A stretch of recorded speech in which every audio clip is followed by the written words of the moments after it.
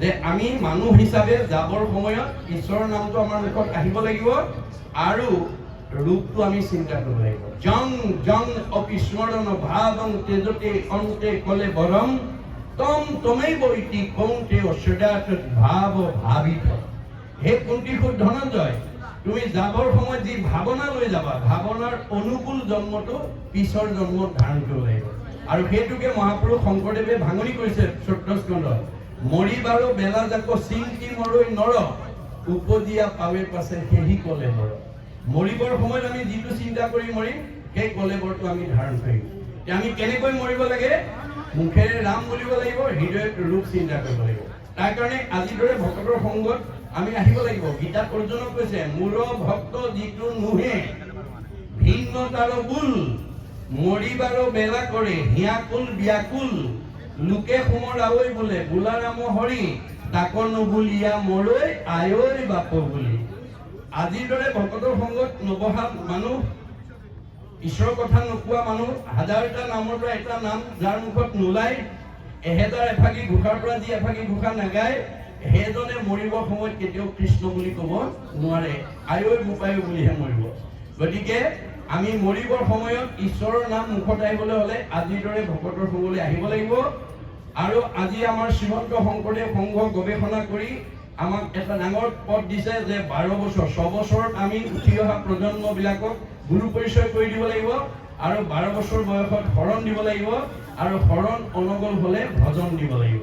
শৰণে নাম দিব, ভজনে ৰূপ দিব।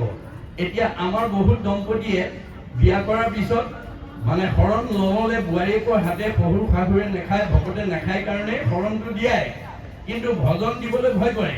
কিয়? শৰণতে ইমান নীতি নিয়ম মানি আছে আৰু ভজনতো আৰু নিয়ম মানিব লাগিব, গতিকে ভজন ল'বলৈ ভয় কৰে। সেইকাৰণে এজন দাৰ্শনিক পণ্ডিতে কৈছে, আমাৰ মানুহৰ সকলোতকৈ ভয় হৈছে ভাল মানুহ হ'বলৈ। আমি ভাল মানুহ হ'বলৈ ভয় কৰোঁ। কিয়? শৰণ ভজন ল'লে বেয়া ভাৱ, বেয়া চিন্তা, বেয়া কৰ্ম, বেয়া খাদ্য, বেয়া স্বভাৱবিলাক এৰি দিব লাগিব। বেয়াবিলাক এৰিলে মানুহ ভাল হৈ যায়। গতিকে ভাল হোৱাৰ ভয়তে শৰণ ভজন নলয়। এইটো ভয় যদি আপোনালোকৰ কাৰোবাৰ আছে, আজি ইয়াতে অধিৱেশনস্থলীতে এৰি থৈ যাব। কাৰণ আপোনালোকে শৰণ ভজন নলোৱাকৈ পূৰ্ব জন্মৰ পুণ্যৰ ফলত ইয়াত ভোগ কৰি থাকিব পাৰিব, কিন্তু শৰণ ভজন নোলোৱা জীৱ এই 3টা লেয়াৰৰ ভিতৰত অহা যোৱা কৰি থাকিব লাগিব। পুনৰপি জনমম পুনৰপি মৰণম, পুনৰপি জনমম পুনৰপি মৰম হৈ থাকিব লাগিব। তেওঁ এই 3টা লেয়াৰ ভেদ কৰি যাব নোৱাৰে, কাৰণ তেওঁ শৰণ ভজন লোৱা নাই, তেওঁৰ মুখত ঈশ্বৰৰ নাম নাই অহা। গতিকে আমাৰ 4ৰ্থ স্কন্ধত তাৰ এটা আখ্যান দেখুৱাইছে, পুৰঞ্জন আখ্যান। পুৰঞ্জন ৰজাই মৰিবৰ সময়ত ঈশ্বৰৰ নাম ল'ব লাগিছিলে আৰু হৃদয়ত ভগৱন্তৰ ৰূপটো চিন্তা কৰিব লাগিছিলে, কিন্তু তেওঁ কি কৰিলে? নিজৰ ঘৈণীয়েকৰ নামটো ল'লে আৰু ঘৈণীয়েকৰ ৰূপটো চিন্তা কৰিলে। মুখখন এনেকুৱা, কাণখন এনেকুৱা, নাকটো এনেকুৱা, মই ইমান দিন খুৱাই পিন্ধাই আছিলো, আজি যামগৈ, এওঁ কোনেনো পিন্ধাব, কোনেনো খুৱাব বুলি পঞ্চতম গত প্ৰাণ এৰি দিলে। পুৰঞ্জনে স্ত্ৰী ৰূপ চিন্তিয়া মনত, স্ত্ৰী হুয়া উপজিলে ঘোৰ সংসাৰত। মাইকী মানুহৰ চিন্তা কৰি মৰাৰ কাৰণে তেওঁ মাইকী মানুহ হৈ জন্ম ল'ব লগা হ'ল। জ্বৰ ঘৰতে হৰিণাৰ চিন্তা কৰি মৰাৰ কাৰণে হৰিণা হ'ব লগা হ'ল। সেইকাৰণে মাধৱদেৱে ভক্তি ৰত্নাৱলীত এটা বিজ্ঞানসন্মত তথ্য আমাক দাঙি ধৰিছে।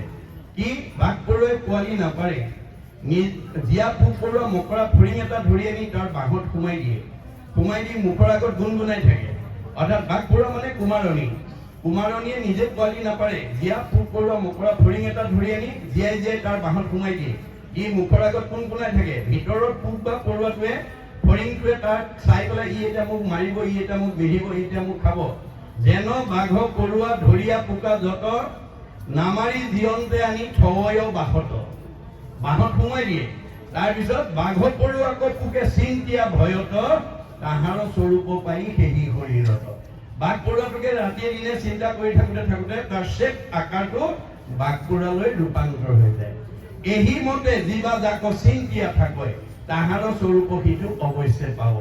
এতিয়া আপোনালোকে কিছুমান চিন্তা বদলি কৰিব লাগিব, কাৰণ আমাৰ পৰম্পৰাবিলাক ধৰ্ম নহয়, পৰম্পৰাবিলাক এটা এটা সময়ত মানি চলা নিয়ম।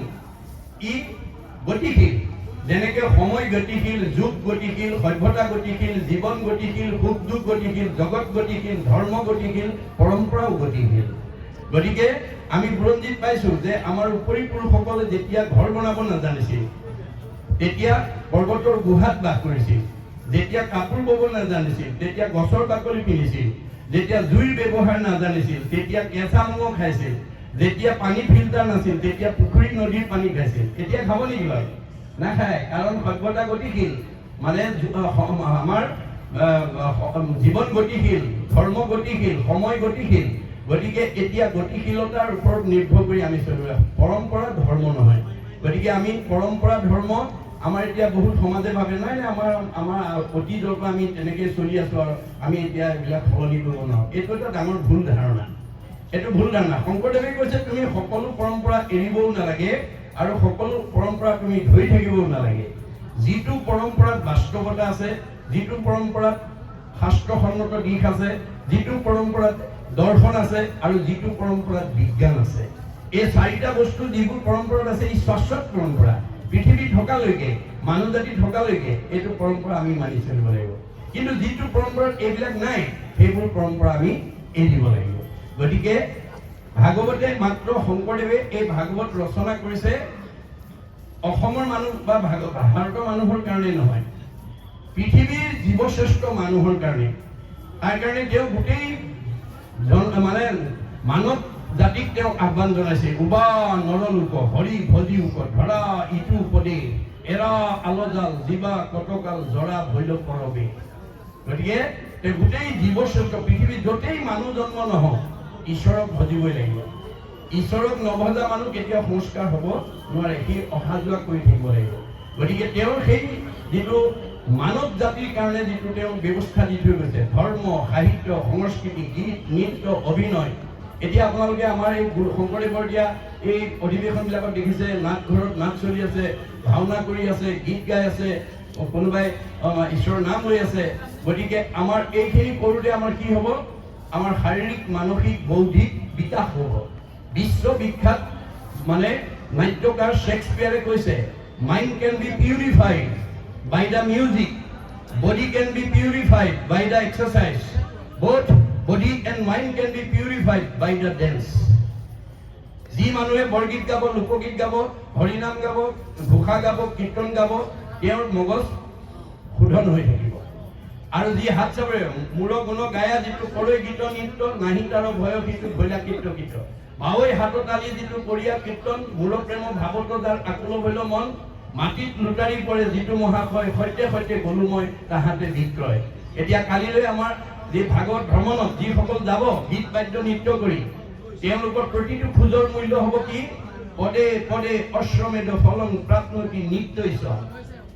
সেইকাৰণে আমাৰ বহুত ভকত বৈষ্ণৱে ভাগৱত ভ্ৰমণৰ দিনা আহে, অকণমান যাতে ভাগৱতৰ লগত আমি ঈশ্বৰৰ গুণনাম গাই যাতে আগবাঢ়ি যাব পাৰোঁ। তেতিয়াহ'লে আমাৰ কি হ'ব? প্ৰতিটো খোজৰ মূল্য। ভগৱন্তে কৈছে মোৰ কামত যদি এটা খোজ দিব পাৰো, পদে পদে অশ্বমেধ ফলং প্ৰাপ্নতি নিত্যৈষ। গতিকে এই পুণ্যটো আমাৰ জন্ম জন্মান্তৰ কাৰণে যাব। এই যুগ ইটো প্লাছ মাইনাছ নহয়। এই যুগনীতি কোনে শিকাইছিলে? কপিল প্ৰভে। তৃতীয় স্কন্ধ ভাগৱতত এইটো আছে। কপিল স্বৰূপে আৰু ভৈলা অৱতাৰ, লুপ্ত ভৈল জ্ঞানত আকৌ কৰিলা প্ৰচাৰ, তোমাৰ প্ৰসাদে যুগ জানি দেৱ হুতি, তোমাৰ চৰণ চিন্তি লভিলা মুকুতি। কপিলে দিয়া যুগনীতি অৱলম্বন কৰাৰ কাৰণে দেৱহূতিয়ে গতি পালে। আমি পাম নে নাপাম? আমি পাম নে নাপাম? এই কথা আমাৰ আজি বিশ্বাস হ'ব লাগিব। কি যুগ? কৰ্মসু কৌশলম যুগ। আজি আপোনালোকে দেখোন বিভিন্ন বজাৰত বস্তু কিনি থাকিব পাৰিলেহেঁতেন। আপোনালোক এইসকল যিসকল ইয়াত বহি আছে, এয়া যোগ কৰি আছে দেই। এইটো যুগ, এইটো আপোনালোকে আজি যুগনীতি অৱলম্বন কৰি আছে, কাৰণ আত্মাই পৰমাত্মাৰ কথা শুনি আছে। গতিকে আপোনালোকৰ অহা অধিৱেশনলৈ অহাৰ জীৱনৰ সাৰ্থকতা হ'ল, কাৰণ এইটো পুণ্য লগত যাব, এইটো লগত যাব। আমি যিমান বস্তু কিনি নিম সেইবোৰ চব এদিন ভাগি যাব, নাইকিয়া হৈ যাব। গতিকে এইটো আমাৰ পৰকালৰ ধন। গতিকে আমাৰ জীৱন সাৰ্থক হ'ল। গতিকে সেইটোৱে হৈছে কি? কৰ্মসু কৌশলম যুগ। যিটো কৌশল অৱলম্বন কৰিলে আত্মাই পৰমাত্মাৰ লগত মানে যোগ কৰিব পাৰে, সেইটো হ'ল অক্ষয় পুণ্য। আমি সেই নিয়মবিলাক আমি ইয়াৰ পৰা শিকি ল'ব লাগিব। গতিকে আমাৰ ভাগৱতে কেৱল মানে জীৱনশৈলীৰ কথা কৈ আছে। আমি আইনাখন চাওঁ কি কাৰণে? মহাপুৰুষ শংকৰদেৱে উপমা দিছে, তুমি জগ জীৱ তোমাক পুজিলে পাই আপোনাক যায় যেন মুখ শ্ৰীক প্ৰতিবিম্ব মুখ দেখয় দৰ্পণ চাই। দৰ্পণ মানে আইনা। আইনাখন চালে আমি স্বাভাৱিকতে নিজৰ চেহেৰাটোৰ কথা জানিব পাৰোঁ। মই আগতকৈ শকত হৈছোঁ নে, ক্ষীণাইছোঁ নে, বগা হৈছোঁ নে, ক'লা হৈছোঁ নে, মুখত কিবা স্পট কৰিছে নেকি, আইনাখন চালে আমি গম পাব পাৰোঁ। ঠিক তেনেকৈ ভাগৱত চালে আমাৰ মন আৰু হৃদয়খনৰ কথা গম পাৰোঁ। মোৰ মনটো ভুল পথে গৈছে নে মানে শুদ্ধ পথত আছে, মোৰ হৃদয়খন মানে শুদ্ধ হৈ আছে নে অশুদ্ধ হৈ আছে। গতিকে ভাগৱত নুশুনা মানুহ যিমান বিদ্যাৱন্ত ধনৱন্ত শ্ৰীমন্ত নহওক, তেওঁ সেইটো পূৰ্ব পুণ্যৰ ফলতহে ভোগ কৰি আছে, কিন্তু পিছৰ জন্মলৈ তেওঁ তললৈ গুচি যাব লাগিব। এই চকৰিটোকে ঘূৰাই আছে দেই, চক্ৰবৎ পৰিৱৰ্তনতে দুখানিছ সুখানিছ। এই হৈছে ভগৱন্তৰ মায়া, এই মায়া।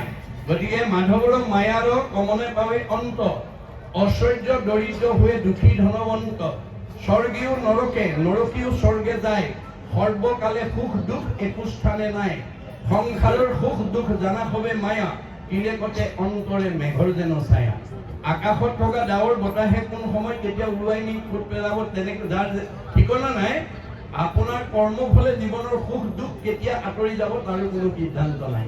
এনে ভাগৱতে কৈছে কৰে শুভা শুভ কৰ্ম গুণৰ ইচ্ছাই, কৰ্মফলে জীৱে সুখ দুখ পায়। আপুনি সুখ দুখ বিচাৰিব নালাগে, সুখ দুখে আপোনাৰ ঘৰ বিচাৰি ফুৰিব।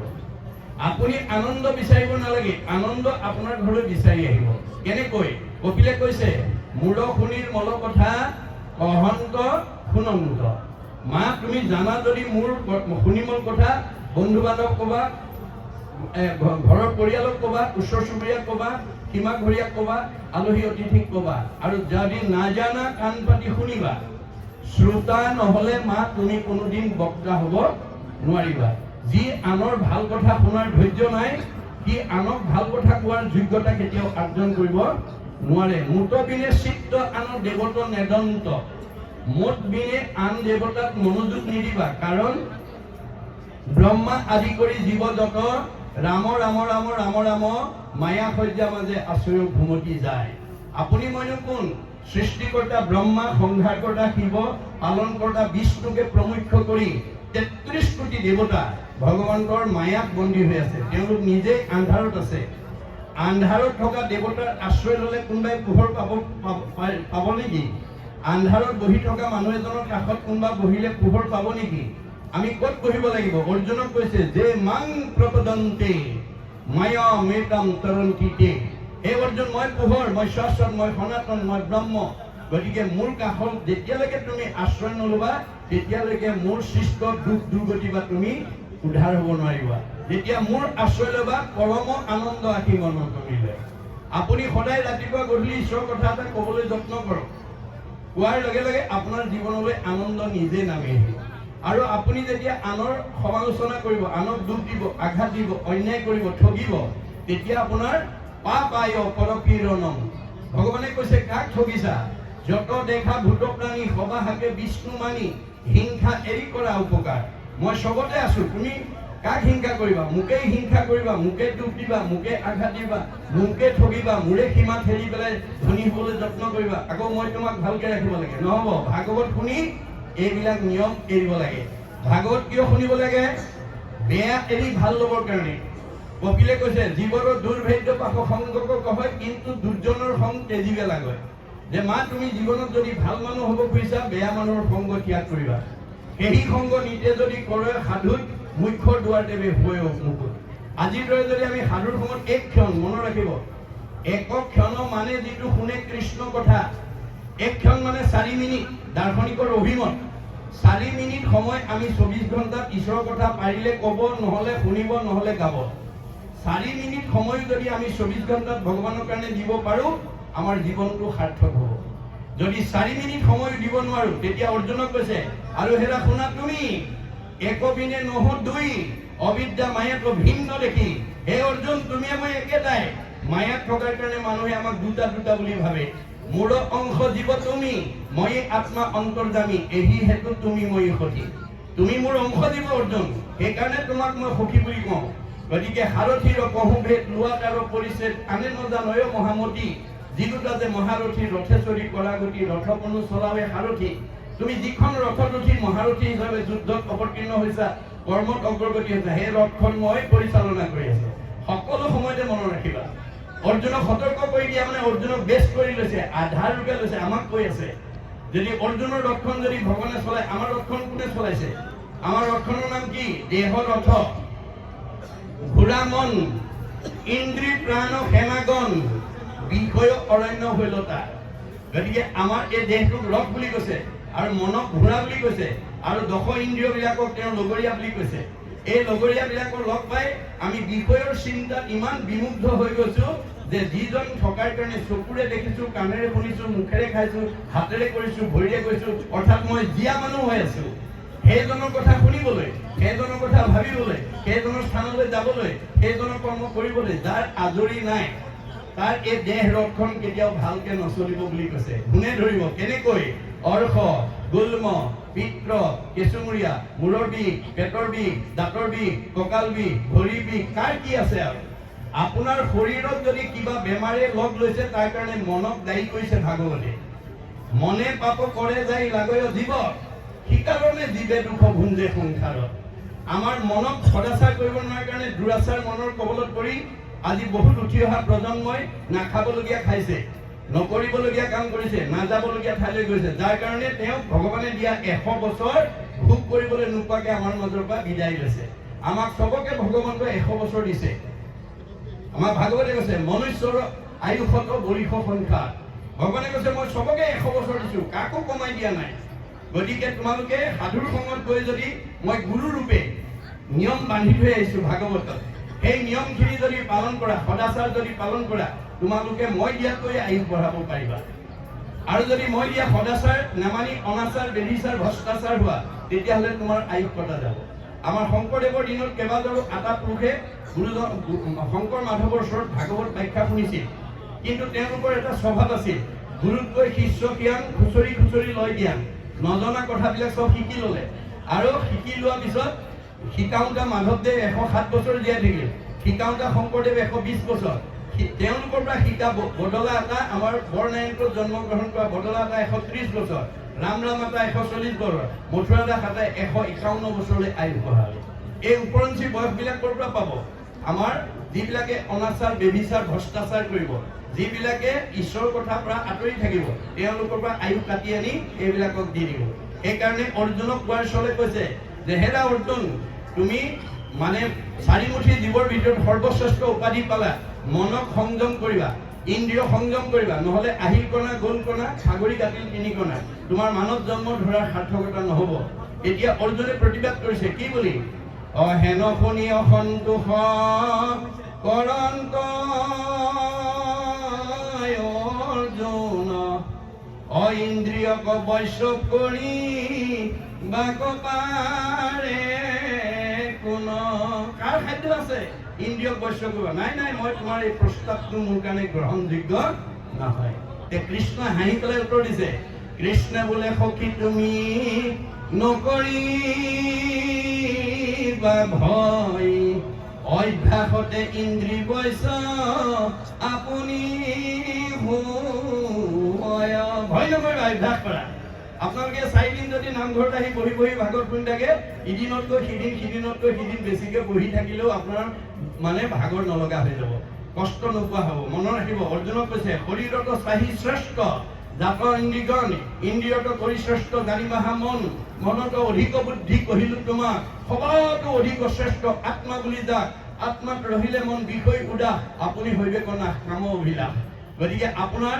এই শৰীৰটোতকৈ ইন্দ্ৰিয়বিলাক শ্ৰেষ্ঠ ইন্দ্ৰিয়তকৈ মন শ্ৰেষ্ঠ 10টা ইন্দ্ৰিয় ভাল থাকিলেও মনে যদি কয় নাই নাই এতিয়া মই নামঘৰত গৈ ভাগৱত নুশুনো মই বজাৰ কৰি থাকিম তেতিয়া আপুনি আহিব নোৱাৰে কিন্তু মনে কোৱাৰ কাৰণে আপোনালোক এইসকল আহি বহি আছে গতিকে মন ইমান চঞ্চল এবাৰ আকৌ আপুনি শিবিৰলৈ মনত কৰিব বা অন্য কামলৈ মনত কৰিব তেতিয়া বুদ্ধিয়ে ক'ব লাগিব এই মন সদায় অধিৱেশনলৈ আহি বস্তু কিনিয়ে আছো সদায় ৰাতিপুৱা শুই উঠাৰ পৰা গধূলা খোৱালৈকে ধন টকা পইচাৰ কথা পাতি আছো কৰি আছো আজি কিমান ভাগ্যৰ মূৰত সাধুৰ সংগত বহি স্বাদত অমৃতময় পৰম আনন্দৰ মানে জন্ম জন্মান্তৰ কাৰণে পুণ্য সঞ্চয় অকণমান সুবিধা পাইছো তই অকণমান সংযম হওক এই বুলি বুদ্ধিয়ে যেতিয়া মনটো সংযম কৰি আত্মাত ৰাখি দিব। আত্মা ক'ত আছে? উদ্ধৱক কৈছে, উদ্ধৱ তোমাৰ কাৰণে জীৱনশৈলী যিমানবিলাক ব্যৱস্থা মই চব দি থৈ আহিছোঁ। তোমাৰ কাৰণে পুণ্যভূমি সৃষ্টি কৰি থৈ আছোঁ, তোমাৰ কাৰণে তীৰ্থস্থান প্ৰতিষ্ঠা কৰি থৈ আছোঁ, তোমাৰ কাৰণে সত্ৰ প্ৰতিষ্ঠা কৰি থৈ আছোঁ, তোমাৰ কাৰণে বৈকুণ্ঠ প্ৰতিষ্ঠা কৰি থৈ আছোঁ, আৰু প্ৰয়াণৰ পিছত মই তোমাৰ মাজতে থাকিম। যে নিশ্চয় কৰি কহু শুনা সাৱধানে তুমি ভকত যি স্থানে থাকে সেই পুণ্যভূমি। এয়া আমাৰ আজি পুণ্যভূমি। 4 দিনত আমি পুণ্যভূমিত বিচৰণ কৰি আছো। শ্ৰৱণ কীৰ্তন মোৰ কৰে যত্ৰ যত্ৰ দ্বিতীয় বৈকুণ্ঠ কিন্তু তাকে বোলে সত্ৰ। ভকতে একেলগে বহি য'ত মোৰ কথা শুনিব গাব সেইখনে দ্বিতীয় বৈকুণ্ঠ সত্ৰ। নহং তিষ্টামি বৈকুণ্ঠে যোগিনাং হৃদয়ে নচ মদ ভক্তা যত্ৰ গায়ন্তি তত্ৰ তিষ্টামি নাৰদ। মোক বৈকুণ্ঠত নাপাবা নাৰদ, যোগীৰ হৃদয়ত মই নাথাকো, মোৰ ভকতে য'ত মোৰ গুণনাম গায় মই তাতেই থাকো। এইটো হিন্দু দৰ্শন নহয়, বাইবেলতো কৈছে হুৱেৰ টু অৰ মোৰ এছেম্বল, যি ঠাইত দুজন বা তাতকৈ অধিক মানুহ গোট খায়, ইন মাই নেম মোৰ নাম লয় আই এম দেয়াৰ, মই তাতেই থাকো। গতিকে এয়া আজি ভগৱান থকা ঠাইত আমি বহি আছো, গতিকে আমি পুণ্যভূমিত আছো। গতিকে তেওঁ কৈছে যে মই প্ৰায়ণৰ পিছত তোমাৰ মাজত থাকিম। ক'ত থাকিম? বিৰুদ্ধায় প্ৰবিষ্টয়ম শ্ৰীমদ ভাগৱত নৰ্বম তে নয় বাংময় মূৰ্তি প্ৰত্যক্ষ বৰ্ততে হৰৈ শ্ৰৱণাত সেৱনাত দৰ্শনাত পাঠাত পাপনাশিনী। যে মই প্ৰায়ণৰ পিছত শব্দ ব্ৰহ্ম, ৱৰ্ড ইজ গড, শব্দ ব্ৰহ্ম অবিনাশী বাক্য ব্ৰহ্মৰূপে ভাগৱতত থাকিম। সেই ভাগৱত যদি সেৱা কৰিব পাৰা, সেই ভাগৱত যদি দৰ্শন কৰিব পাৰা, সেই ভাগৱত যদি শ্ৰৱণ কৰিব পাৰা, সেই ভাগৱত যদি কীৰ্তন কৰিব পাৰা, তোমাৰ চব পাপ নাইকিয়া কৰি দিম। পাপ কি বস্তু? পাপ আপোনালোকে কাৰোবাক দেখুৱাই দিয়া বস্তু নহয়। দাৰ্শনিকৰ অভিমত কুবুদ্ধি, অসৎ চিন্তা, অসৎ ভাৱনা, অসৎ পৰিকল্পনা, কুসংস্কাৰ, অন্ধবিশ্বাস, মনৰ সংকীৰ্ণতা, কুপৰম্পৰা, এইবিলাক পাপ। এই বেয়া ভাববিলাক যাৰ অন্তৰত থাকিব তেওঁৰ ভাৱ চিন্তা কৰ্মবিলাক বেয়া হ'ব। গতিকে ভাগৱত শুনি বেয়া এৰি ভাল ল'ব লাগিব। সেইকাৰণে দাৰ্শনিক পণ্ডিতে কৈছে bed is bed and good is good, do bed never never and do good ever ever. বেয়াটো সদায় বেয়া, তাক ত্যাগ কৰিব, আৰু ভালটো সদায় ভাল আঁকোৱালি ল'ব। এই তথ্য এতিয়া ভগৱন্তই আমাক কৈছে। এতিয়া কোৱাৰ চলেৰে কি বুলি কৈছে? যে ভগৱন্ত প্ৰসংগত আনুভৱ স্মৰণৰ ফল ভগৱন্ত দেৱতাক বুলন্ত সকল।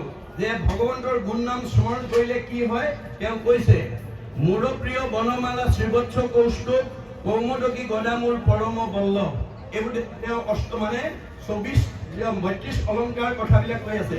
তেওঁ শৰীৰত তেওঁ যিবিলাক পৰিধান কৰি আছে সেইবিলাক যদি সেইটো হৈছে কি আমাৰ ভজনৰ ৰূপ যেতিয়া ধাৰণ কৰিব।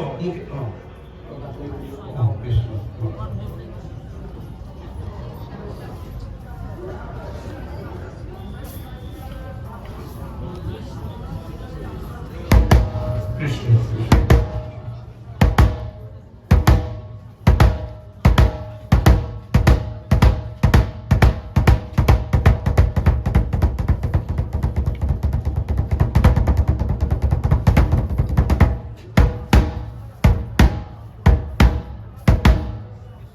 এতিয়া ভগৱন্তই নিজে দেহৰ অৱয়ৱটোৰ কথা কৈ আছে। কি বুলি কৈছে?